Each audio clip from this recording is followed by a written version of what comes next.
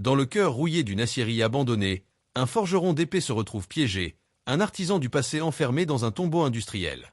Mais là où d'autres ne voient que des décombres, il voit une mine de ressources. Il va utiliser sa connaissance intime du métal pour recréer les outils de la civilisation à partir du chaos. Il transformera la rouille en arme, le poison en eau pure, et sa prison en son propre royaume d'acier. Si vous aimez les récits de survie où l'ingéniosité transforme un enfer en un atelier, n'oubliez pas de laisser un like et de vous abonner. Damien Véron était un homme d'un autre temps, un anachronisme vivant à l'ère de la production de masse et de l'obsolescence programmée. Dans son atelier en pierre, niché au fond d'une vallée isolée des Cévennes, il ne fabriquait pas d'objets, il leur donnait vie. Il était l'un des derniers grands forgerons d'épée d'Europe, un maître artisan dont le nom était murmuré avec respect par les collectionneurs, les historiens et les pratiquants d'arts martiaux du monde entier. Son art était une alchimie, une conversation intime avec le feu et le métal. Il ne travaillait pas avec des aciers industriels anonymes. Il créait ses propres alliages, pliant et repliant le métal sur lui-même des centaines de fois dans la tradition du Damas, créant des lames qui n'étaient pas seulement des armes, mais des âmes, leur surface moirée révélant des motifs uniques comme des empreintes digitales. Il croyait que chaque morceau de métal avait une histoire, une mémoire des montagnes d'où il avait été extrait, du feu qu'il avait purifié, du marteau qu'il avait façonné. C'est cette philosophie, cette quête de l'âme du métal, qu'il avait menée ici, dans le nord de la France, au cœur de ce qui avait été autrefois le plus grand complexe sidérurgique du pays, l'aciérie de la vallée de l'Ange. Fermée depuis plus de 30 ans suite à la crise de l'acier, l'aciérie était maintenant une friche industrielle gigantesque, un monstre de rouille et de silence, un cimetière de la grandeur passée. Pour la plupart des gens, c'était une verrue sur le paysage, un lieu de désolation. Pour Damien, c'était une cathédrale. Il était venu ici en pèlerinage. Il savait que certains des meilleurs aciers au carbone du XXe siècle avaient été produits ici, et il voulait voir le lieu de leur naissance. Il voulait toucher les hauts fourneaux silencieux, marcher dans les halles de laminage désertes, sentir l'histoire de ce lieu. Il avait obtenu une autorisation d'une semaine de la part de la municipalité locale, propriétaire du site, pour un projet de recherche artistique. En réalité, il était venu chercher des fantômes. Il passa les premiers jours à explorer le complexe, un labyrinthe de bâtiments colossaux reliés par des ponts de convoyeurs rouillés. C'était un monde à l'échelle des géants. Les hauts fourneaux, hauts comme des immeubles de 20 étages, se dressaient contre le ciel gris comme des idoles d'une religion oubliée. Les halles de laminage étaient si vastes que des cathédrales entières auraient pu y tenir, leur sol jonché de débris de métal et de verre brisé. Le silence était assourdissant, seulement troublé par le sifflement du vent qui s'engouffrait par les fenêtres brisées et le craquement occasionnel du métal qui se contractait. Damien était dans son élément. Il ne voyait pas la ruine, il voyait la beauté brute de la fonction. Il posait ses mains calleuses sur les poutres d'acier massive, sentant la texture de la rouille, essayant de deviner leur composition par leur poids et leur résonance. Il ramassait des fragments de métal, des scories, des restes de lingots, les examinant avec l'œil d'un gémologue.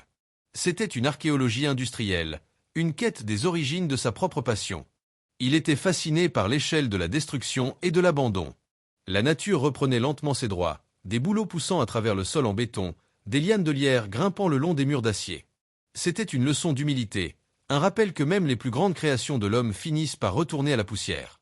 Le 3e jour de son pèlerinage, une violente tempête d'automne s'abattit sur la région. Le vent hurlait, et une pluie battante se transforma en grêle. Damien trouva refuge au cœur du complexe, dans le bâtiment principal qui abritait les convertisseurs Bessemer, d'immenses creusettes en forme de poire où la fonte brute était autrefois transformée en acier. C'était le cœur battant de l'aciérie. Il s'assit sur une passerelle métallique, à l'abri de la pluie, et contempla le spectacle de la tempête à travers une immense baille vitrée brisée. Il se sentait en paix, un ermite dans son temple de métal. Il ne savait pas encore que le géant d'acier, réveillé par la fureur des éléments, était sur le point de refermer ses mâchoires sur lui, transformant son sanctuaire en une prison. La tempête redoubla de violence, se transformant en un véritable ouragan. Le vent, canalisé par les immenses structures du complexe, produisait un son terrifiant, un mélange de sifflements stridents et de grondements graves, comme si le géant de métal se plaignait dans son sommeil. Damien, bien qu'à l'abri, sentait les vibrations de la structure sous lui, la manière dont les passerelles métalliques tremblaient à chaque rafale. Il n'était pas inquiet. Il avait passé sa vie à travailler avec des matériaux solides, et il avait confiance en la robustesse de ces vieilles constructions. C'est alors qu'il entendit un son différent, un son qui n'était pas celui du vent. Un craquement sec, puissant, suivi d'un gémissement prolongé de métal qui se tord. Il se leva d'un bond, son instinct en alerte. Il regarda vers le haut. La structure du toit, à plus de 50 mètres au-dessus de lui, était en train de bouger.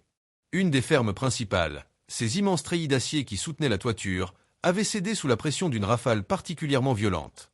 Il la vit se plier lentement, comme un genou qui cède. Puis, avec une rapidité terrifiante, toute la section du toit s'effondra vers l'intérieur. Ce ne fut pas une chute nette, mais une cascade de destruction. Des tonnes de tôle ondulée, de poutres d'acier et de verre armé se déversèrent dans la halle dans un fracas apocalyptique, soulevant un nuage de rouille et de poussière qui obscurcit la faible lumière du jour. Damien fut projeté au sol par l'onde de choc. Il rampa instinctivement pour se mettre à l'abri sous une solide machine-outil, se protégeant la tête avec ses bras. Des débris pleuvaient autour de lui, des morceaux de métal sifflant dans l'air comme des shrapnels. Le vacarme dura près d'une minute, une éternité de chaos et de destruction. Puis, le silence revint, un silence encore plus profond et plus lourd qu'auparavant. Il resta sous sa cachette pendant un long moment, le cœur battant, attendant de voir si la structure allait continuer à s'effondrer. Mais le silence persista, seulement troublé par le bruit de la pluie qui tombait maintenant à travers le trou béant dans le toit. Il sortit prudemment de sa cachette. La halle était méconnaissable. Une montagne de débris bloquait la majeure partie de l'espace. Le chemin par lequel il était entré était complètement enseveli. Il était piégé. Sa première pensée ne fut pas pour lui-même, mais pour l'ironie de la situation. Lui, l'homme qui respectait tant la solidité de l'acier, venait d'être trahi par lui. Il fit un bilan rapide. Il n'était pas gravement blessé, seulement quelques coupures et contusions. Il avait son sac à dos, qui contenait une gourde d'eau, un peu de nourriture pour la journée, une lampe de poche, un couteau et son kit de premier secours. Pas assez pour survivre longtemps. Il savait qu'il devait trouver une sortie. Le complexe était immense. Il devait y avoir d'autres issues. Il commença à explorer, se frayant un chemin à travers les décombres. C'était un travail dangereux. Il devait constamment évaluer la stabilité des structures restantes, utilisant son expérience pour éviter les zones les plus instables. Il arriva enfin à l'autre bout de la halle, où se trouvait la porte principale, une immense porte coulissante en acier, conçue pour laisser passer des wagons de chemin de fer. C'était sa meilleure chance. Mais lorsqu'il arriva devant, son espoir se mua en désespoir. L'effondrement du toit avait provoqué un affaissement de la structure du mur. La porte était sortie de ses rails et était complètement bloquée, coincée à un angle grotesque. Il essaya de la bouger, mais elle ne céda pas d'un millimètre. Elle pesait des dizaines de tonnes. Il était face à un mur d'acier infranchissable. Il passa le reste de la journée à chercher d'autres sorties, explorant les tunnels de service, les passerelles, les sous-sols. Mais partout, le même constat. L'effondrement avait provoqué une réaction en chaîne, bloquant toutes les issues. Il était prisonnier. Prisonnier d'un labyrinthe de métal de plusieurs kilomètres carrés. Alors que la nuit tombait, il retourna dans la halle principale et trouva un abri précaire dans une ancienne salle de contrôle. Il était épuisé, découragé. Il regarda autour de lui, la désolation de l'aciérie en ruine. Pour n'importe qui d'autre, ce serait un tombeau. Un cimetière de rouille. Mais alors que son regard balayait les poutres tordues, les machines brisées, les montagnes de ferraille, une autre pensée commença à se former dans son esprit. Ce n'était pas un tombeau. C'était une mine. Une mine de ressources à ciel ouvert. Il était un forgeron. Et il était enfermé dans le plus grand magasin de métaux du monde. Les premiers jours de sa captivité furent consacrés à une exploration systématique, une autopsie du géant d'acier. Damien n'était pas un survivant paniqué, il était un ingénieur menant une étude de terrain. Son premier objectif n'était pas de trouver de la nourriture ou de l'eau, mais de comprendre son environnement, de cartographier les ressources et les dangers. Il se déplaçait à travers le complexe en ruine avec une prudence et une expertise qui le maintenaient en vie. Il ne voyait pas le chaos, il voyait des structures, des forces, des points de rupture. Il lisait le langage du métal brisé. Il pouvait dire, en regardant la manière dont une poutre s'était tordue, si elle avait cédé à une force de traction, de compression ou de torsion. Il pouvait, en examinant la granulation de la rouille, estimer l'âge et la composition de l'acier. Sa prison était devenue son sujet d'étude. Il commença par cartographier le complexe dans sa tête. Il identifia les zones les plus stables, celles qui avaient le mieux résisté à l'effondrement, et les zones les plus dangereuses, les surplombs précaires, les planchers fragilisés. Il se déplaçait le long des murs porteurs, testant chaque surface avant de lui confier son poids. Il était en train de créer un réseau de sentiers sûrs dans le labyrinthe de décombres. Son exploration était aussi une quête de matériaux. Il n'était pas un homme démuni. Il était entouré par des milliers de tonnes de matières premières. Il devait simplement apprendre à les identifier et à les extraire. Son expertise de forgeron devint son outil le plus précieux. Il pouvait, d'un simple coup d'œil ou d'un simple son, évaluer la qualité d'un morceau de métal. Il tapotait sur les poutres avec une petite pierre. Un son clair et long indiquait un acier à haute teneur en carbone, un matériau parfait pour fabriquer des outils tranchants. Un son mat et court signalait un fer plus doux, plus malléable, idéal pour d'autres applications. Il trouva un trésor dans une ancienne zone de maintenance. Des ressorts à lame de vieux wagons de chemin de fer, faits d'acier 5160, un de ses aciers préférés pour sa résilience et sa capacité à garder un tranchant. Il trouva des barres d'outils en acier rapide, contenant du tungstène et du chrome, incroyablement durs. Il trouva des kilomètres de câbles en cuivre, des plaques d'aluminium, des tuyaux en laiton. Il commença à collecter ces matériaux, non pas au hasard, mais avec un plan précis. Il créa une base, un campement dans l'ancienne salle de contrôle, qu'il commença à fortifier et à organiser. Il y transporta ses trouvailles, les classant par type de métal, par taille, par utilité potentielle. Son campement ressemblait de plus en plus à l'atelier d'un artisan. Il explora également les bâtiments administratifs, une section du complexe moins endommagée. Il y trouva une source inattendue de ressources. Des bureaux en bois, des chaises en cuir, des classeurs en métal. Il trouva même une petite cuisine avec quelques boîtes de conserve oubliées, des pêches au sirop, du café soluble, un luxe inespéré qui lui redonna des forces. Mais sa plus grande découverte fut dans le bureau de l'ancien directeur de l'usine. Derrière une bibliothèque renversée, il trouva un coffre-fort mural. Il était fermé. Pour n'importe qui d'autre, il serait resté un mystère. Mais Damien avait appris quelques tours au cours de sa longue carrière. Il passa plusieurs heures à écouter le mécanisme avec une oreille attentive, et finit par l'ouvrir.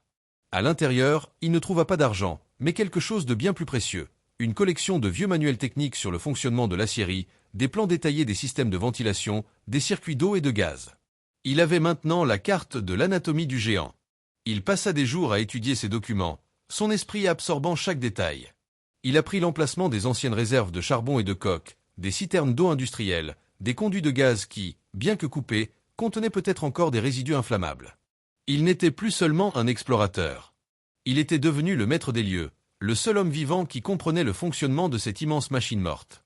Il avait les matériaux. Il avait les connaissances. Il ne lui manquait plus qu'une seule chose pour commencer à plier ce monde de métal à sa volonté, le feu. Pour un forgeron, un monde sans feu est un monde sans pouvoir. Damien savait que sa survie à long terme, sa capacité à transformer les matériaux qu'il avait collectés en outils utiles, dépendait d'une seule et unique chose, sa capacité à créer une forge. Une forge est plus qu'un simple feu. C'est un cœur, un foyer capable d'atteindre des températures suffisamment élevées pour rendre l'acier malléable, plus de 1000 degrés Celsius. Construire une telle chose à partir de rien, dans un environnement en ruine, était un défi d'ingénierie colossal. Il commença par chercher l'emplacement idéal. Il avait besoin d'un endroit bien ventilé pour évacuer la fumée, mais à l'abri du vent et de la pluie. Il le trouva dans une ancienne fonderie, une grande halle dont une partie du toit était effondrée, créant une cheminée naturelle. Il avait besoin d'un foyer, le creuset de sa forge. Il devait être fait d'un matériau capable de résister à des températures extrêmes. Il le trouva dans les décombres des hauts fourneaux. Il récupéra des briques réfractaires, des briques spéciales conçues pour isoler les fours industriels. Elles étaient lourdes, mais il les transporta une par une jusqu'à sa fonderie et construisit un petit foyer en forme de U, solide et parfaitement isolé. Ensuite, il avait besoin de combustible. Il savait, grâce au plan qu'il avait trouvé, où se trouvaient les anciennes soutes à charbon. Il s'y rendit et trouva ce qu'il espérait. Des tonnes de charbon et de coke, le combustible idéal pour une forge, avaient été abandonnés là. Le charbon était humide, mais il pourrait le faire sécher. Il avait maintenant un foyer et du combustible. Il lui manquait l'élément le plus important, celui qui transforme un simple feu en une forge, l'air. Il avait besoin d'un moyen d'injecter de l'air sous pression dans le foyer pour augmenter la température de combustion. Il avait besoin d'un soufflet. Il ne pouvait pas en construire un traditionnel en bois et en cuir. Il devait improviser. Son regard se posa sur un vieux compresseur d'air rouillé. Le moteur était mort, mais le réservoir et les tuyaux étaient peut-être encore utilisables. Il passa une journée entière à démonter la machine. Il récupéra le réservoir, un cylindre d'acier épais. Il trouva aussi un long tuyau en caoutchouc et une valve manuelle. Son idée était d'utiliser le principe de la trompe hydraulique, une invention ancienne et ingénieuse. Il avait besoin d'une source d'eau en hauteur. Il remarqua que l'eau de pluie s'accumulait sur une section plate du toit de la fonderie, créant une grande flaque. Il utilisa une série de gouttières et de tuyaux qu'il récupéra pour canaliser cette eau vers son réservoir de compresseur, qu'il avait placé en contrebas. Il installa le système de manière à ce que l'eau, en tombant, entraîne de l'air avec elle dans le réservoir. L'air, piégé, comprimerait l'eau, et en ouvrant la valve, il pourrait libérer un jet d'air et d'eau sous pression. Il dirigea ce jet vers la base de sa forge. Le moment de vérité arriva. Il remplit sa forge de bois sec qu'il avait collecté, puis de charbon. Il alluma le feu avec les dernières allumettes de son kit de survie. Puis, il ouvrit la valve de son soufflet improvisé. Un jet d'air et d'eau pulvérisé entra dans le foyer. Le feu, d'abord timide, se mit à rugir. Les charbons commencèrent à rougir, puis à devenir orange, puis d'un blanc éclatant. Il avait réussi. La chaleur était intense, une chaleur qu'il n'avait pas ressentie depuis si longtemps, la chaleur de son article. Il prit un morceau de ferraille, une vieille barre d'armature, et la plongea dans le cœur de la forge. Il attendit, regardant le métal changer de couleur, passant du gris au rouge cerise, puis à l'orange vif. Il le sortit. Le métal était mou, malléable, vivant. Un sourire de triomphe illumina son visage couvert de suie. Il n'était plus un survivant. Il était redevenu un forgeron. Et il allait reforger son destin. Avec une forge fonctionnelle, Damien était passé du statut de naufragé à celui d'artisan. Il avait le pouvoir de transformer la matière, de plier le métal à sa volonté. Mais pour cela, il avait besoin d'outils. Un forgeron sans marteau est un écrivain sans plume. Sa première tâche, la plus fondamentale, fut de forger ses propres outils à partir des débris qui l'entouraient. Il avait besoin d'un marteau, de pinces, d'un ciseau et d'une enclume. L'enclume fut le plus facile à trouver. Il repéra un énorme bloc d'acier, une section de contrepoids d'une grue, qui était tombée au sol. Sa surface était plane et incroyablement dure. C'était une enclume parfaite, bien que brute. Pour le marteau, il avait besoin d'un acier de haute qualité, capable de résister à des milliers de chocs sans se déformer. Il choisit une section d'un axe de piston d'une machine à vapeur, un acier au carbone dur et résilie. Il le chauffa dans sa forge jusqu'à ce qu'il soit d'un jaune presque blanc. Puis, le travail commença. C'était une tâche herculéenne. Il n'avait pas de marteau pour forger son marteau. Il dut utiliser une grosse masse qu'il avait trouvée, un outil lourd et peu maniable. Il frappa le métal incandescent, le façonnant lentement, lui donnant la forme d'une tête de marteau. C'était un travail épuisant, qui demandait une force et une endurance immenses. La fonderie résonnait du son de ses coups, un clang, clang, rythmé qui était la musique de la Renaissance industrielle. Après des heures de travail, la tête de marteau était formée. Il la trempa dans une bassine d'eau, le métal sifflant et dégageant une immense colonne de vapeur. Il avait son premier outil. Il lui fabriqua un manche avec un solide morceau de bois de chêne qu'il avait récupéré dans les bureaux. Il passa ensuite aux pinces. Il avait besoin de pinces de différentes formes pour pouvoir tenir le métal chaud sans se brûler. Il utilisa des barres de fer plus douces, qu'il forgea, plia et façonna pour créer des mâchoires plates, des mâchoires rondes. Chaque outil était une nouvelle victoire, une nouvelle extension de ses propres mains. Enfin, il forgea une série de ciseaux et de poinçons, en utilisant l'acier à outils d'une vieille lame de scie. Il les trempa et les revint avec une expertise d'artisan, leur donnant un tranchant capable de couper l'acier froid. Il avait maintenant son atelier. Il était prêt à commencer son véritable travail de survie. Sa première création utile fut un couteau. Un couteau robuste, fiable, qui serait son compagnon de tous les jours. Il choisit son matériau avec le plus grand soin. Une section d'un ressort à lame d'un vieux wagon, un acier 5160, qu'il savait être parfait pour les lames. Il passa une journée entière à forger la lame, lui donnant la forme d'un couteau de camp robuste. Il passa une autre journée à l'affûter sur des pierres plates qu'il avait trouvées, jusqu'à ce que le tranchant puisse raser les poils de son bras. Il lui fabriqua un manche avec 2 plaquettes de bois et une garde en laiton. Le couteau qu'il tenait dans sa main était plus qu'un outil. C'était un symbole de son indépendance. Avec ce couteau, il pouvait couper du bois, préparer de la nourriture, se défendre. Il n'était plus à la merci de la nature. Il pouvait commencer à interagir avec elle. Il se sentait entier à nouveau. Le silence de l'aciérie n'était plus un silence de mort. C'était le silence d'un atelier qui attendait le retour de son maître. Et le maître était de retour au travail. Avec un abri sûr, un feu et des outils, Damien avait résolu les problèmes les plus immédiats de sa survie. Mais une menace plus insidieuse et plus persistante le guettait, la soif. Sa gourde était vide depuis longtemps, et la seule source d'eau qu'il avait trouvée était un canal industriel qui traversait le complexe. L'eau y était abondante, mais elle était d'une couleur brunâtre suspecte et dégageait une odeur chimique désagréable. Il savait qu'elle était probablement contaminée par des décennies de rejets industriels, un cocktail de métaux lourds, d'huile et de solvants. La boire telle qu'elle serait un suicide. Il avait besoin de la purifier. Il essaya d'abord les méthodes de filtration de base. Il construisit un filtre avec un grand bidon en plastique qu'il remplit de couches de sable, de gravier et de charbon de bois pulvérisé. Le filtre rendit l'eau plus claire, mais il savait que cela ne suffisait pas. La filtration pouvait enlever les particules en suspension et une partie des odeurs, mais elle n'éliminerait pas les contaminants chimiques dissous ni les bactéries. Il fit bouillir l'eau. La faire bouillir tuerait les bactéries, mais cela ne ferait que concentrer les métaux lourds et les produits chimiques. Il se retrouva face à un dilemme. Il était entouré d'eau, mais il mourait de soif. Il savait qu'il n'y avait qu'une seule méthode de purification qui pourrait lui donner une eau parfaitement pure et sûre, la distillation. La distillation est un processus simple en théorie, faire bouillir l'eau pour la transformer en vapeur, puis condenser cette vapeur pour la récupérer sous forme liquide, laissant derrière elle toutes les impuretés non volatiles. Mais construire un alambic, un distillateur, à partir de rien, dans un environnement en ruine, était un défi d'une toute autre ampleur. Il se tourna à nouveau vers les plans qu'il avait trouvés. Il chercha les schémas du système de refroidissement des hauts fourneaux. Et il trouva ce qu'il cherchait. Le système utilisait des centaines de mètres de tuyaux en cuivre pour faire circuler l'eau et dissiper la chaleur. Le cuivre était le matériau idéal pour son projet. C'est un excellent conducteur de chaleur, et il est relativement malléable. Il avait besoin d'un bouilleur, un grand récipient hermétique pour faire bouillir l'eau contaminée. Il le trouva sous la forme d'un vieux chauffe-eau industriel, un grand cylindre d'acier qu'il réussit à détacher et à transporter jusqu'à sa forge. Il avait besoin d'un condenseur, un serpentin de cuivre dans lequel la vapeur se refroidirait et redeviendrait liquide. Il passa plusieurs jours à extraire des longueurs de tuyaux en cuivre du dédale de la tuyauterie de l'usine. C'était un travail difficile, mais il y parvint. Il avait maintenant tous les composants de base. Il commença la construction de son alambic de la survie. La construction de l'alambic fut le chef-d'œuvre d'ingénieuse de Damien.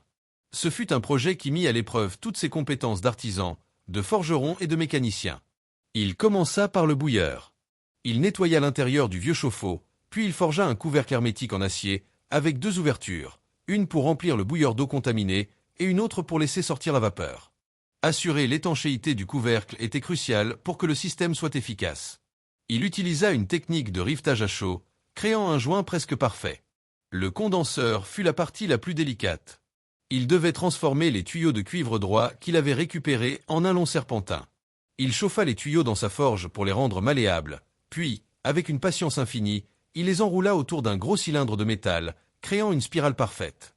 Il relia les différentes sections de tuyaux en utilisant une technique de brasage qu'il improvisa avec de l'étain et du plomb qu'il avait récupéré sur de vieilles soudures électriques. Il construisit ensuite une chemise de refroidissement autour du serpentin, un grand cylindre de tôle qu'il remplirait d'eau froide du canal pour accélérer la condensation de la vapeur. Il relia le bouilleur au condenseur avec un autre tuyau, et à la sortie du condenseur, il plaça un petit récipient propre pour recueillir l'eau distillée. Après une semaine de travail acharné, son alambic était prêt. C'était une machine étrange, une sculpture de métal rouillé et de cuivre brillant, mais il était fonctionnel. Le moment du premier test arriva. Il remplit le bouilleur avec l'eau polluée du canal. Il alluma un grand feu sous le bouilleur, utilisant son soufflet pour atteindre une température élevée. Il remplit la chemise du condenseur avec de l'eau froide. Puis, il attendit. Après une vingtaine de minutes, il entendit le son de l'eau qui commençait à bouillir à l'intérieur du grand cylindre. Il vit la vapeur commencer à s'échapper par le tuyau de sortie et entrer dans le serpentin de cuivre. Il posa sa main sur le condenseur. Il était chaud en haut, là où la vapeur entrait, et froid en bas, là où l'eau de refroidissement faisait son effet. Le système fonctionnait. Il attendit encore, son regard fixé sur la sortie du serpentin. Et puis, elle apparut. Une première goutte.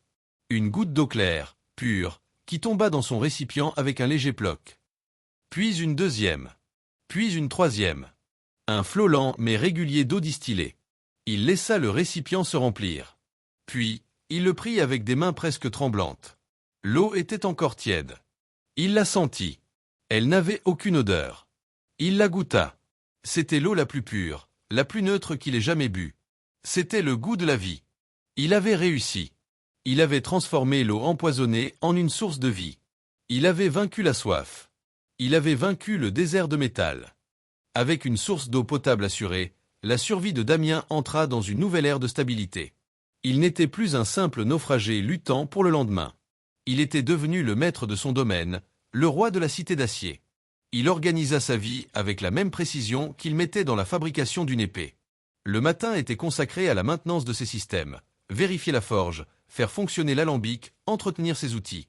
L'après-midi était consacré à l'amélioration de son environnement et à la recherche de nourriture. Il forgea une tête de harpon robuste et l'attacha à une longue perche de métal. Avec cette arme, il pouvait pêcher dans le canal. Les poissons étaient probablement contaminés par les métaux lourds, mais il savait que la cuisson à haute température et une consommation modérée rendaient le risque acceptable. Il créa un petit jardin, utilisant de la terre qu'il avait trouvée dans une zone moins polluée et la fertilisant avec du compost qu'il fabriquait lui-même. Il y planta les graines des quelques légumes qu'il avait trouvés dans les conserves. Il était en train de recréer un écosystème autosuffisant au milieu des ruines industrielles. Mais il ne se contenta pas de survivre. Il se remit à créer. La forge, le marteau, l'enclume, c'était plus fort que lui. C'était sa raison d'être. Il passa ses soirées à forger, non plus seulement des outils utiles, mais des objets de beauté. Il utilisa le meilleur acier qu'il avait trouvé, l'acier des ressorts à lame, et commença à forger une épée. Ce ne serait pas une simple arme. Ce serait son chef-d'œuvre, le testament de sa survie, une épée née du feu de l'adversité et forgée avec les restes d'un monde oublié. Il travailla sur cette épée pendant des semaines, pliant et repliant le métal, créant des centaines de couches pour lui donner une force et une beauté incomparables. Il polit la lame jusqu'à ce qu'elle brille comme un miroir, reflétant le paysage de rouille et de désolation qui l'entourait. Il était complètement absorbé par son travail, et il perdit la notion du temps. Il ne savait plus s'il était là depuis des mois ou des années. Il ne pensait plus au secours. Il avait trouvé une sorte de paix étrange dans sa solitude créative. Il était un ermite, un Vulcain moderne dans sa forge secrète. Il fut découvert par hasard. Une équipe d'ingénieurs, envoyée pour évaluer la possibilité de démanteler l'aciérie, explora le site. Ils s'attendaient à trouver des ruines silencieuses. Ils trouvèrent de la fumée qui s'élevait d'une cheminée et entendirent le son rythmé et lointain d'un marteau qui frappait une enclume. Ils suivirent le son, incrédules, et arrivèrent à la fonderie. La vision qui s'offrit à eux fut surréaliste. Au milieu des décombres, un homme à la longue barbe, vêtu de haillons, était en train de forger une magnifique épée, sa silhouette se découpant sur les flammes de sa forge artisanale. Autour de lui, il y avait un campement organisé, un alambic qui produisait de l'eau, et une série d'outils et d'armes qui semblaient sortis d'un autre âge. Ils n'avaient pas trouvé un survivant désespéré. Ils avaient trouvé un maître artisan dans son atelier. Le retour de Damien au monde fut une histoire qui fascina les médias. Mais il resta l'homme silencieux et humble qu'il avait toujours été. Il retourna dans son atelier dans les Cévennes, emportant avec lui la seule chose qu'il avait voulu garder de son aventure, l'épée qu'il avait forgée. Il l'accrocha au mur, au-dessus de sa propre forge. Elle lui rappelait chaque jour que même dans la plus grande des désolations, avec la connaissance, la patience et le feu de la passion, on peut toujours reforger son propre destin.